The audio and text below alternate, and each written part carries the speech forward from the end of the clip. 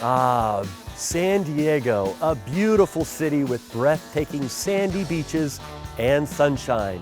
Home to over 1.4 million people, it has the San Diego Padres and the San Diego Chargers. It has the country's largest zoo, as well as SeaWorld, home of Shamu, the killer whale.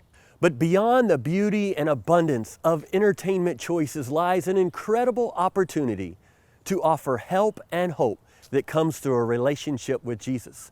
Less than 8% of the people of San Diego claim any evangelical faith. They need to experience the love and grace that comes through a relationship with Jesus.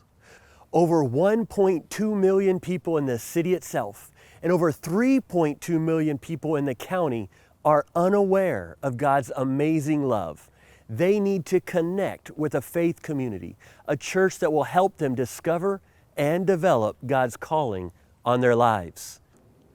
However, they're distracted with a number of things, whether it's striving for personal significance, building a meaningful career, working on personal and family relationships, dealing with any number of addictions, or spending every possible moment at one of the beautiful beaches. The opportunity to introduce them to Jesus and His plan for their lives is immeasurable.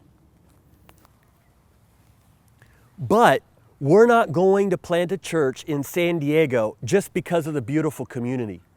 And we're not going to plant a church in San Diego because of the incredible opportunity either. We're going because God called us to go and plant a church, a faith community. I knew God was speaking directly to me when a speaker at a conference said, "You were anointed not to carry cheese sandwiches, but to kill giants in your community." At the end of his message, God told me to go to the front and ask Him to pray for me.